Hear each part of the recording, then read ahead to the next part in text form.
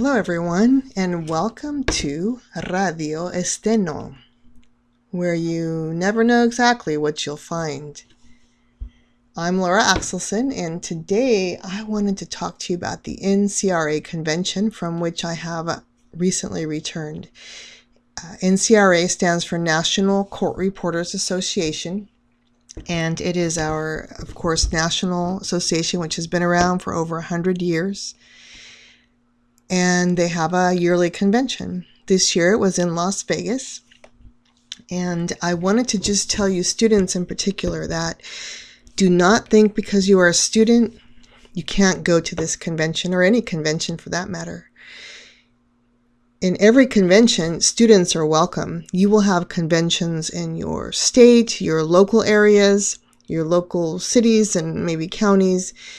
And of course, the national convention, and there's even an international association called eSteno, which I'll talk about another time. But today, back to the National Court Reporters Association Convention. When I was first reporting, it was called the National Shorthand Reporters Association, and I remember when they changed to National Court Reporters, but I am not exactly sure why. Maybe someone out there does. At this convention, you will find so much court reporter and captioning stuff. You'll just be walking around, or perhaps in a restaurant, and you hear things like deposition and brief, and it's just a place to go where you're in your element. This is our world, and students are always loved and revered there because you are our future. For example, I believe it was Shanice Day who set up a lunch with students. So she matched up reporters with a student to go to lunch one day. And there are always student tracks where they have seminars especially made for you, for students. And always there will be reporters there who will be so happy to see you. So please don't think that just because you're a student, you can't go to, or you shouldn't go to these conventions. You're always welcome. Now, at this NCRA convention, of course, there are seminars. There are networking events and social events. But this year, there was also a Guinness Book of World Records fastest steno writer attempt. Here's some of what you would have seen were you there, and hopefully this will entice you to go next year. There was a student breakfast and welcome. There's a great big vendor hall with all sorts of machines you can try out and other things. Here's a seminar about what if I do not become a court reporter right away. And then there's one called Effective File Sharing Strategies. There's student speed dating, breaking the language barrier, best practices for international and interpreted depositions. And that was just on Friday. Saturday, there was digging for goals, unmute yourself, practicing for cleaner and speedier writing. That was for students. The awards luncheon, where you got to see who won the speed contest and the real-time contest. On Sunday, there was Own Your Story, to speak up for the record and your needs, which would be great for students. Learn how to speak up for yourself and for the record. For the speed contest and the Guinness Book of World Records attempt, you could sit in and watch. So let me show you or play for you a little piece of the Guinness World Record attempt. This is the 2021 NCRA Guinness Challenge. 1 minute at 400 words per minute. Ready? Begin.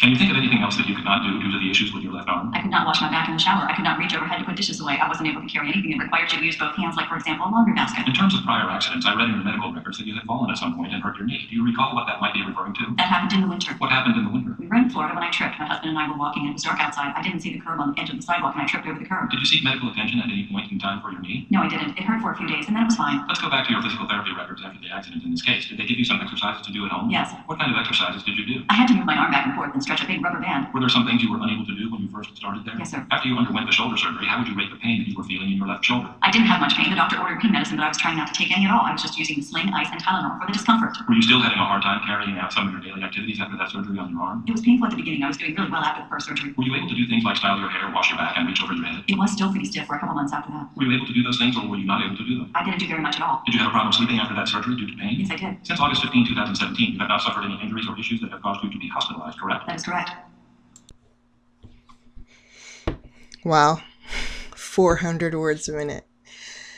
Now, you might already know this, but Allie Hall was up there and did really well in this. She also got second place in the speed contest. So next time you talk to her, ask her what she does to become so speedy. All right, have I convinced you? Are you ready to go to a convention? Don't be afraid. We all want you there. All right, now it's time for your motivation moment. Perfectionism is internalized oppression. A saying by Gloria Steinem. Perfectionism is internalized oppression. Don't try to be perfect. Be excellent.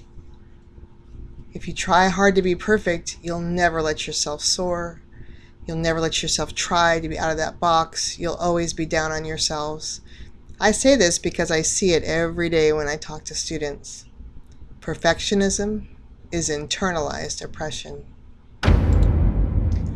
All right, here is your Steno Detective time. Now, as reporters and captioners, we often have to look up things where we only have written down phonetically what they said. And we need to get the correct spelling and maybe even the meaning for next time. So here are 3 words that I want you to write down on your Steno machines phonetically and become Steno detectives and find them. You can send them to me at CareerLuv@gmail.com and I'll tell you if I got them right. Ready? Berry Center. Berry Center. Number 2, Hohmann transfer orbit. Hohmann transfer orbit. Number 3, Periloon. Periloon. All right. So I hope you enjoyed that. Next time we will be talking about definitely another subject. Maybe eSteno. I haven't decided yet, but I really want to, with this series, take you just kind of into the world of what you're gonna be doing, what you're gonna be into, and one of those is the court reporters conventions we go to. You can get your certifications there. Sometimes you can do speed contests, you can learn things. Oftentimes they have punctuation seminars, which are really great. So hopefully I've convinced you to think about going to the next convention. If you want to contact me, you can email me at CareerLuv, CareerLuv @gmail.com. You can find me on Facebook or Instagram. And I will look forward to talking to you next time, and I hope you all have a great Steno day.